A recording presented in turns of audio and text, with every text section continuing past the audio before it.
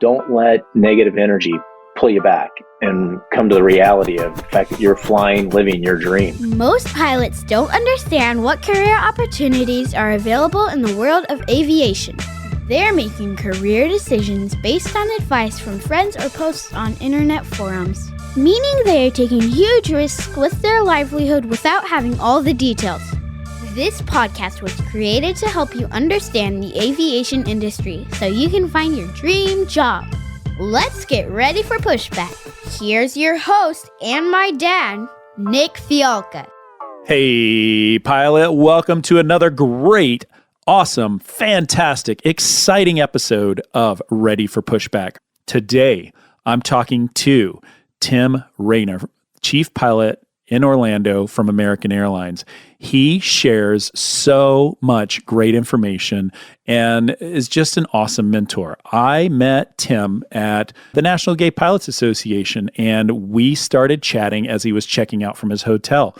I told him about the podcast. I told him what I did, and he told me what he did and said he would be really excited to be on the show, and we worked it out. He has been such a mentor for so many people. He does pilot outreach, he does hiring, does all sorts of cool stuff, and is just a fantastic human being. So sit back and get ready. So beacons on, brakes released, you're cleared to push. And last but not least, let's have a quick word from our sponsors, because without them, we wouldn't have this awesome podcast. Hey, pilot, did you just get a new conditional job offer? Are you getting out of the military and going to move your family across the country? Are you going to move in base somewhere? Or are you going to go out to find that second home that you've been looking for? Well, I want you to stop right now, pick up the phone, and call Marty and the team at Trident Home Loans. It's an organization that's run by pilots. They understand pilot pay. They understand contracts. They understand military. They have the best VA loans in the United States. Marty and his team have been doing mortgages for years. They've been doing my mortgages for years. I trust him and his team more than any other organization. I challenge you to get a better deal anywhere else. Go ahead, reach out, get a mortgage quote, and then call Marty and his team. They will walk you through the process and show you how competitive their rates are. So go right now, tridenthomeloans.com, and check them out. Hey, pilot, I want to tell you about a great friend of the show, Timothy P. Pope. He's a financial planner, and he's completely focused on the professional pilot. He's the kind of guy you want to go to for real talk to help you figure out your financial future. With so many upgrades and so many transitions and so many things going on, you owe it to yourself to give him a call. He'll help you design and execute really smart financial planning strategies, whether it's retirement planning, investment management, military transition, tax planning. He's a great financial planning partner. Timothy P. Pope, CFP, helping professional pilots make the most out of life. Give him a shout. All the information's in the show notes. You should definitely tell him I told you to call. All right. I am with Tim Raynor, the chief pilot at American Airlines in the beautiful city of Chicago. Tim, thank you for joining us today. Thanks, Nick. It's a pleasure to be here. Thanks for having me. This is super fun to me. Tim and I met at the NGPA conference while he was checking out of his hotel. And we do what we do. We're pilots. We're social butterflies. And we just chatted each other up. And man, it was so fun just to have that conversation. And we just instantly became buds. I was like, hey, I need to have you on this podcast. You are so interesting. And so, Tim, I would like you to tell your story because I think it's really unique and pretty inspirational. So will you tell us kind of how you got to where you are? You bet, Nick. So I'm from Kansas. I was born in Des Moines, Iowa, grew up in Kansas City. I'm a Midwesterner at heart. My father was an FBI agent. My mom was a nurse. And in high school, I remember my dad took me on a little plane with a buddy of his who flew for the Bureau. In a Bonanza, we flew up to Oshkosh. It was back in the 70s. Went to EAA. We stayed at the dorms there. I just remember being, and this was like before high school. And I remember as a little boy falling in love with it. I'm like, wow, that is cool. That's what I want to do. But my father, he was in law enforcement and best father in the world, but he didn't know how to guide me in aviation, right? God bless him. And neither did my mom. Nobody else in my family had ever flown. So I thrived in sports, went to University of Kansas, joined a fraternity, And I remember my freshman year going down to Allen Fieldhouse where the Jayhawks play, Rock Chalk Jayhawk, and there was a career seminar. And I just remember there being a bunch of job recruiters there. There was Goldman Sachs, there was JP Morgan. I was an 18-year-old kid. And I thought, God, I don't really want to do any of that. And then I see an Air Force recruiter. And the year prior, the movie Top Gun had come out. And I kind of had revisited that dream of wanting to be a pilot. And I go up and talk to this Air Force recruiter. God bless the Air Force. I got a lot of bros in the Air Force, so I make fun of them for a lot of this. But this recruiter, there's a picture of an F-15, and it says aim high, and this thing's going pure vertical. The cans are lit in the back. And I said, hey, man, I'm really interested in doing this. What's it going to take? And he's like, well, you need to be an engineer with at least a 3.5. And I'm like, I'm not even close, man. I'm a poli-sci with about a 2.2, and I'm just squeaking my way through. So I said, all right, well, we're probably done talking. I go down, I talk to a Navy recruiter. I'm like, okay, this is it. Top Gun last year. And I'd be lying if I told you I didn't try to model my whole movie or life from the movie Top Gun, because I love naval aviation. But this naval aviator, he was a nice guy. Actually, I take that back. He wasn't an aviator. He was a shoe. And at the time, I didn't know what that meant. He had on black shoes, and not brown shoes, but black shoes. And he had on a surface warfare pen. Nice enough guy, but he's like, yeah, you need to be math and sciences. And yeah, a 2.2 at poli-sci, maybe get your grades up, come back and talk next year. So I'm like walking. I'm like, okay, this isn't going to work. And For those that don't know, I should point out that a shoe is a person that drives a ship and has nothing to do with flying. Has nothing to do with flying. Very important role for the Navy. And these are very studious individuals, Absolutely not. But they're not pilots. Good point. Good point. And so then I'm walking a little bit further, like down kind of in the very last place, because typical Marine recruiters, they don't give them any of the good spot, and they give them the worst place there. But there's this poster, it's an F-4 Phantom, and he's a black pilot. He ended up being my XO at TBS. His name was Chick Corea. He was a former Blue Angel. I believe he was the first African-American Blue Angel. Anyway, he's in this picture of this F-4, the canopy's up. He's got a big smile on his face. And it said, this man is smiling. Do you know why? Because he knows who he is. He's a Marine and he's a fighter pilot. And I'm like, wow, that's cool. And this young lieutenant who's standing in his dress blues, who had just finished flight school, and he was TDY, which meant that like he's on some month-long duty waiting to go to flight school, trying to recruit young people like me. He's like, you want to do that? And I'm like, yeah, I would freaking love to do that. And oh, by the way, this guy was a stud. He had on his dress blues, and he becomes a good friend of mine. His name's Chuck Fig Newton. He flies for United now. He flew Harriers. Anyway, that's a whole other story. I said, I'd love to do it, man, but I don't have the grades. And he's like, I bet you got the grades for it, but you probably can't pass our PFT, physical fitness test. And I'm like, oh man, okay, bring it. So the next day I go to the recruiter's office, I do the physical fitness test. And then a week later, they gave me a book to study for the AQTFAR. It's called something different now. Everybody know, what I'm talking about. The test you take. The test, yeah. So you know what a plane can do in the sky. Right. Yeah. Right. Very basic stuff. So I go home, I study it, I come back, I pass. I mean, I barely squeak through. And here I am, 18 years old, and I got a guaranteed flight contract. I don't even know what it means to go to 2 summers of OCS, but I've signed myself up for it, right? So I end up going through OCS, make it through that, and then graduate from college in 4 years, which nobody expected me to do, but now I had a goal and a purpose. That's right. Wanted to become a pilot, and then I went through the basic school, which all Marines have to do. Then I went to Naval Flight School in Pensacola, and that's where I really found my calling. I loved it, did well at it. Well enough, I should say, to be selected to fly fighters. Yeah. I didn't do great. I just did well enough. And then from that point, I got selected to fly F-18s out of Kingsville, Texas. And I did 2 carrier boat cruises with the Navy, which is why I can tell you I'm so fascinated and still in love with the Navy. Naval sea power in America is amazing. We have obviously the strongest military in the world, but our Navy is spectacular. Got out in 1998, and then I started here in February of 1999. No kidding. And I flew as a flight engineer, and right that same year, I got remarried. I married my college sweetheart, who I need to give a plug for my wife. I was a dishwasher in her sorority house in college, which is how we met. Then we went our separate ways, and we reconnected, and she's been by my side for the last 25 years, as long as I've been here. And I've flown, pretty much everything at American Airlines. I stayed in the reserves, which this career allows you the opportunity to have a side gig. Yeah. Whether it be having a podcast, staying in the reserves. We have pilots here at O'Hare that are attorneys. There are a couple of doctors, believe it or not. There are a ton of general contractors. A lot of gals and guys, they go get their series 7, 8, 9, 10, 11s and manage money on the side. Yeah. So I'm kind of getting ahead of us here, Nick, but that's my life, right? And the last 25 years, I've been here in Chicago and also simultaneously flew in the reserves, deployed a couple times just like you. Went to Afghanistan in 2010. Then I finally retired in 2015 from the reserves and pretty much started working in the flight office. So I've been a chief pilot now for about 7 years, and I'm a captain on the 787.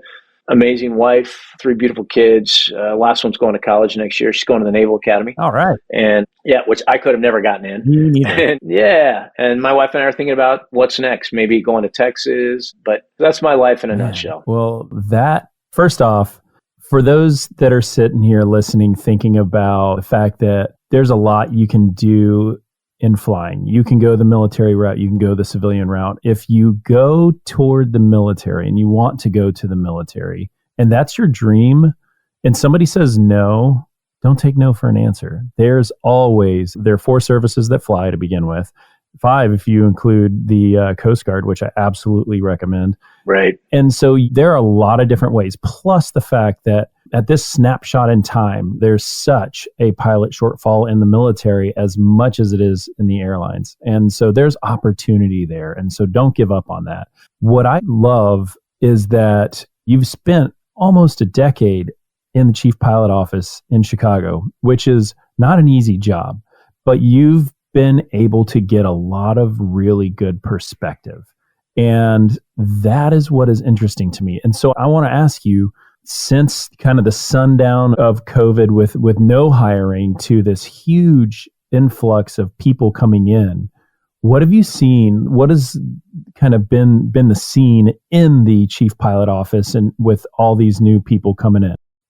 Right. So, I mean, they're awesome human beings and they're awesome aviators. I truly feel, you talked about Corey Glenn. He's our director for pilot recruitment, does a phenomenal job with our pilot recruitment team of finding the best. And awesome. I'm sure United would say the same. I'm sure Delta would say the same, Southwest. So, we have a lot of awesome quality people coming in to fly. There's not really a resounding theme per se that I see other than consider yourself fortunate and blessed. And I know they get sick of hearing that. Now I sound like a dad talking to his kid. But if you go back 20, 30 years, Nick, you and I, and people get sick of hearing this, but we saw a lot of up and down in this industry and a lot more down than we did see up. So I guess one of the things I suggest to people when I get a chance to talk to them is, one, you have fulfilled your life's dream. You're here, right? Now live that dream. And whatever that looks like to you, but be thankful every day for what you have. To those who much has been given, much is expected. So be generous with what you have, because with that generosity will come happiness. I truly believe that. I don't say it tongue in cheek, and it sounds kind of cliche, but we're in a world like, let's just take American Airlines. Let's just take Chicago O'Hare. That's one of our hubs, 10,000 people here. If you're a pilot, you're a flight, whatever you do for this airline, and I'm talking to future pilots, get to know everybody here, not just the pilots that you fly with, but get to know the gate agents, get to know the flight attendants, go down when you do your walk around and every once in a while go buy a dozen donuts at Dunkin' Donuts on the way in and hand out donuts to the crew chief and let him pass them out to his people. Yes, absolutely. I say that because we're a family, and you realize that when something good or something bad happens, this is your work family. And the reason I say be nice to gate agents is because, one, they're not treated very well by our passengers all the time. Sometimes they are. Absolutely. But second of all, when you're non-revving with your family and there are 3 seats left and you got 4 kids and you're trying to get to Seattle or Honolulu or San Diego, guess what? They might find a 4 seat for your 3rd kid. And now you all get on a plane because everybody got around here gets to know each other very well. And truthfully, pilots, you wear this uniform, everybody in this uniform, in this organization looks at you as the leader, and you are the leader. You're at the front of the pointy end of the spear at 35,000 feet with 180 lives behind you. They have a lot of respect for you, but you want to treat them with that respect that you've earned and show them how kind and generous you are. Can I talk about that real quick? I want to bring the pilot. So if you are working your way to the 121 world, and whether you're going to a regional first or you're going first to a major, when you are working in the airport, take Chicago, right? I used to fly out of Chicago, and each terminal the people that work typically stay in the same basic terminal. So there may be 10,000 employees, but the people you see, if you're on the 7-3, or if you're going to park generally in about the same area, plus or minus a dozen gates or so. And so your likelihood to see those people on a repeated basis is really, really high. And so when you bring those donuts, or my thing is when I go up to the gate, I see the gate agent and I tell him or her, like, hey, I'm getting ready to go get coffee. I wanted to see what you wanted in your coffee. That's awesome. I don't ask them if they want coffee. I just tell them I'm getting them coffee. What do they want in their coffee? And if they don't, like, what else? Like, I kind of go down that path. But because of that right there, and they see me and they're like, hey, Nick. And I'm like, hey, Michelle, how are you? How is your family? But I've got a lifetime at my base that I'm going to be with that, like that new family. I'm going to see them as much as I do my own family. And so like the rampers, man, if you've got a maintenance issue and maintenance knows who you are, they will bust their tails to make sure that you are taken care of. And that is so important. All it takes is a dozen donuts. That's it. All it takes is a cup of coffee. All it takes is a smile and a pat on the back. So dude, absolutely. I'm sorry to interrupt. I think that is so important. No, man. We're preaching to each other's choir, but yes, and to hear you echo it to your listenership, I think is awesome, because this world needs more love. This world needs more generosity, and it just makes it a much happier place. And it makes you enjoy your job that much more, right? Because again, this is your dream job. Fulfill that dream and be happy while you're here. And that makes me happy. And I'm sure it does everybody else too. Let's talk about that. It's your dream job. You've made it. Here you are. You've seen thousands of new hires come in the past 24 months. So as these men and women are coming through and going through their probationary period, what advice do you have for them that is their way to succeed? Right. So I just fulfill that dream job. And I'll give you an example. I was blessed enough to be able, over a Christmas break with my wife and kids, to be in Hawaii. And each morning, my wife and I would get up, get our coffee on the South Shore, and we're literally extended center line from, I think it was runway 5, taking off out of Honolulu. And for the first hour, about every 15 minutes, an otter shorts or an otter would take off and go in front of us. And I know that those are island hopping. And I would say to my wife, I said, that 19, 20, 21, 22-year-old young woman or man that's flying that thing doesn't realize how good they've got it. Number one, they're flying the islands of Hawaii, but they are building flight time for their dream job. And their dream job is to be where you are, where I am, flying for a major airline, for a major carrier, to have all the benefits that come with it, the travel, the health, the dental, the pay. I mean, my goodness, the pay. I never in a million years dreamt I'd be blessed enough as a captain to make, or even a first officer, to make the kind of pay I'm making. So when you get here, just remember how hard you worked to get here, and don't let negative energy pull you back and come to the reality of the fact that you're flying, living your dream. I think you and I were talking about it earlier, that we sit very close to people on the flight deck, whether it's 1.5 feet or 2 feet on the 737 or 3 feet on the Airbus or 4 feet on the 7, doesn't matter. There's a lot of personal information that gets shared because you'll be droning for hours at a time. Try to steer those conversations to a positive ending as much as possible. I think we all have a tendency in aviation to funny, complain about the things that we want to complain about because we don't want to take those complaints back home to our families. But I think a lot of times that negative cynicism, it builds. And again, only because I'm in this role right now and I won't be in it forever, I'll go back to the line, but I see how sometimes that negative cynicism and energy, not all the time, but how it can build up and it'll affect a pilot's life. And my advice would be, try to always look at the positive side of this career, this job.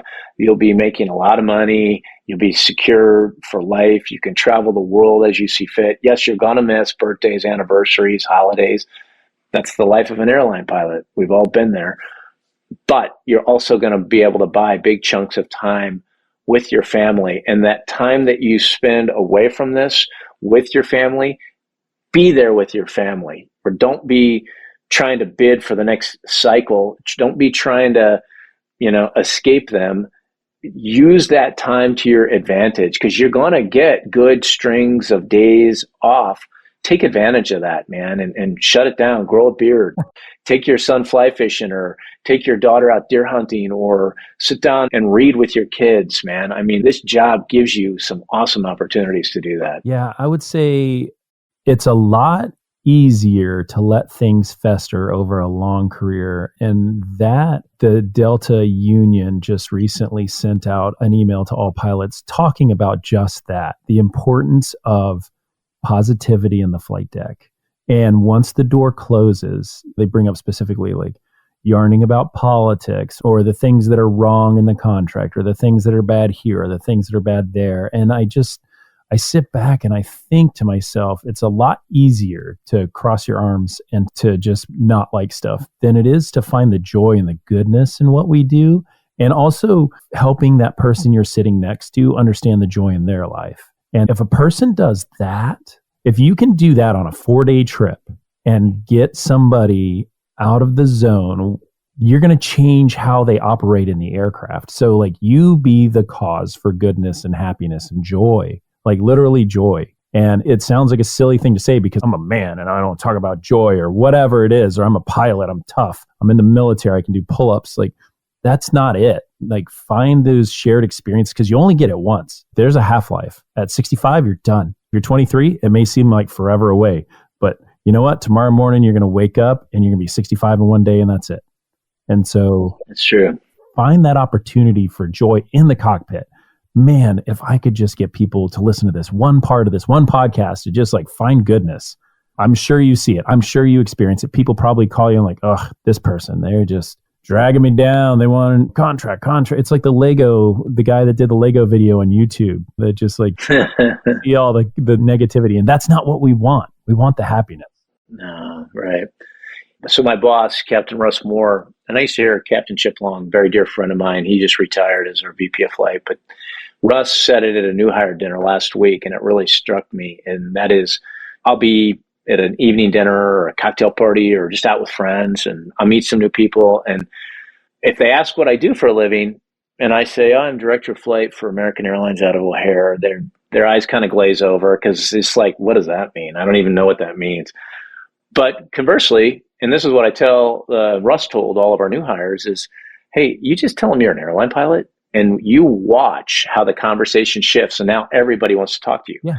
I mean, it is a cool job. We do some neat stuff. We go to some really cool places. I will submit Buffalo in the middle of winter, probably ain't the coolest, neatest place to go. But the next week you might be in San Diego, or you might be up in San Francisco, or you might be going down to Central America. It just literally, people want to know about your job and hear about what you do for a living because it's pretty cool. You know, they could care less if you're head of the union or if you're head of a chief pilot, or they could care less if you're VP or director of flight. They could care less about that.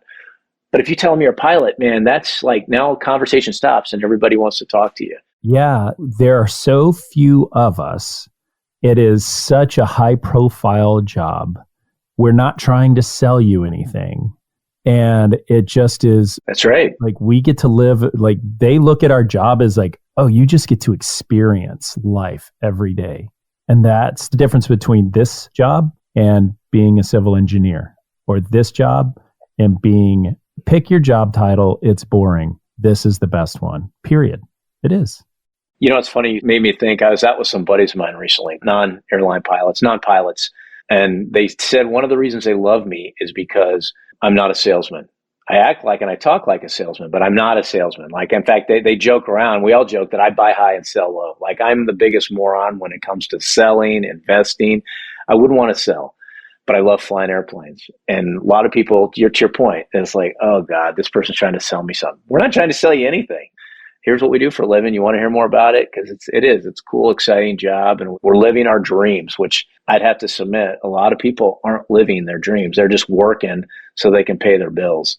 That's why I got into this, because after I left the Navy and I started my business, I was bored and I was over it. And I was just working to make money and just doing that. I had like no fulfillment. My fulfillment was my family, but my work, the thing I did to earn, where I spent most of my time, just wasn't the best. And so my wife saw it. She's like, you got to get out of here. You've got to go do something, because that's just it. It's important. So love what you do and remember why you started doing it. Amen. Yeah. Amen. Man.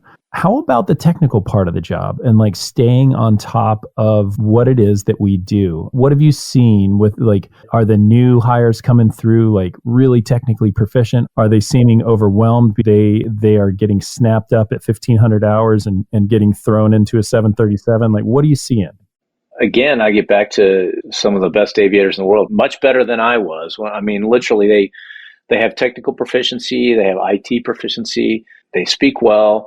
I will tell you, and you could teach pretty much anybody who's got 1,500 flight hours the stick and throttle stuff. It's the learning how to use the iPad and accessing the plethora of information that's on there, understanding how to call for a push from your hub center control, transitioning over radios. And those are little things that your check pilot will work with you on. But yes, today's new hire that comes in, if I were to hand them my iPad, they'd probably be like, why do you have this? And they'd probably streamline it down for me so that I could be a lot more efficient, just because I'm 55 years old. I'm living I operate at like, let's just call it a 486 or Pentium speed. And they're quantum leaps beyond where I am when it comes to IT usage. So just knowing how to use the iPad is huge. Right. I mean, I would say the old guys get a pass because they just have to make the font bigger too. That's it. So there's less room to work. That's right. But again, like when I was out at NGPA, saw you there. We just, obviously, I don't know if you were at Women in Aviation. Yep. This 2 weeks later, you see the people that are wanting to become pilots. They're just sharp, really awesome human beings. And I love it that we're starting to see more diversity in our flight deck, because I truly believe it just opens everybody's eyes to more. And it does. It's important. That's why we started our company, to help people of color, women, and English as a second language. And having a diverse background of people, no matter who you are, if we can get more people of a varying background, we're going to have a better organization. And so it doesn't matter what and where you came from. That sword gets sharper the more opportunity you have for a diversity of thought. So I'm a big fan. This is interesting. I want to snap back to a little thing you said that just kind of caught my ear, and I thought it was really interesting. You talked about everybody's really good at the iPads and this, that, and the other. But the thing where you can get bogged down if you're going into the 121 world, especially going to Chicago, is learning how each airport does things differently. And once you, like, the person may be a whiz with the iPad, but it's that captain that's been flying the same runways for 25 years that knows that we've got to call ramp control, then we've got to go to metering, then we know what we can expect. We know the intersection takeoff. We know we're going to have to set our WDR for this, that, or the other.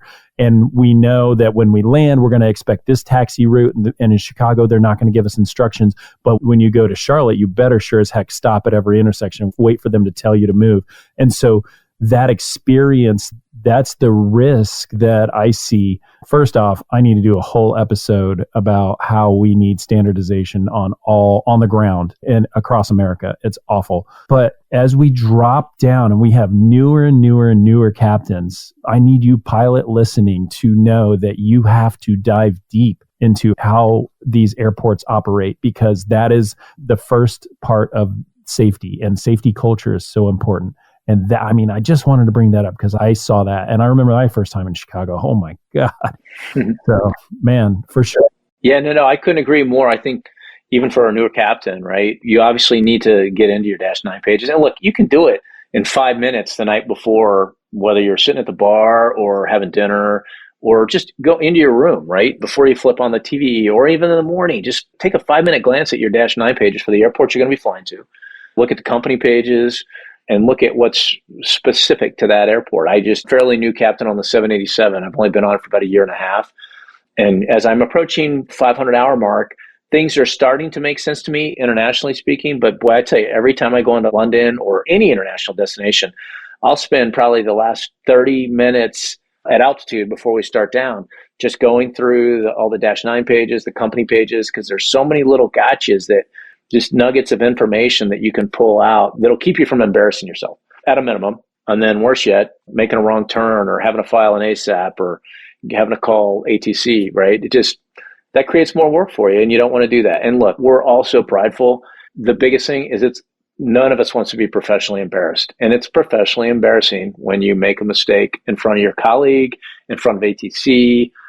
Passengers don't know. They don't have a clue. But it's the people you're flying with and the controllers you're working with. So you got a great point. Take a little time to get to know the airport you're flying in, because that's where you can really either shine yourself or just go in normal ops, get in, get out. Yeah, and get those 2 or 3 people that are in the flight deck with you and go through everything and go, like, if you have a short leg and you're flying from Greensboro to Charlotte and it's a longer taxi than it is a flight, before you even get going, sit and go through with your first officer or with your captain, wherever you're sitting, like, go through everything. This is what I expect. This is what I see. This is what I know about the airport. I looked at the NOTAMs. Here's our weather. Here's what we need to know. MELs, this, that, and the other. Like, don't just do the general brief. Go through it and make sure if you're both on the same page together, you are giving that person the freedom to let you know when you make a mistake. And you want them to feel like they have that freedom. So absolutely, this is so important. Man, Tim, I really appreciate this. I appreciate your conversation. I think you have great perspective because you see every new Chicago pilot coming through and you are that person. So thank you for spending time. Thank you for giving the pilot that piece of your knowledge and your legacy. And so thank you for what you do, and thank you for being with us today, man. Nick, thanks. I appreciate it. It's great visiting with you. I'm anxious to hear we never like what we sound like, and I'm sure that's going to be the case here with me. But first time I've done this, so I appreciate you giving me a chance to try it. Hey, before I let you go, I need to mention one thing, because a lot of people are asking me, can you do anything? Can you help me with this? And the answer is yes. At Spitfire Elite, we will make more millionaires this year than Major League Baseball will make in the next 5 years. Our company actually does this. It's called Spitfire Elite Interview Consulting. And you can find us over at spitfireelite.com. Our clients, they call us the easy button for interview prep, because everything you need to crush your interview is there in one spot. Whether it's application review or interview prep, all of it is covered. We've helped thousands of clients who are now flying at their dream jobs because our coaches gave them the one-on-one feedback that they needed to succeed on the biggest day of their life. The best part of Spitfire is our community. All Spitfire clients will get access to our private chats where they can work with each other and they can work with our coaches and get the latest information on all the airlines. If you'd like to make sure that you are 100% ready to go on your big day, there is only one choice. Everything you need is in one place, and I think it's pretty affordable. You'll have to take a look for yourself. Just go over to spitfireelite.com and check us out. Use the coupon code podcast and it'll save you 10%. And by the way, I will see you on the next episode. The statements made on this show are my own opinions and do not reflect, nor are they under any direction from my employer.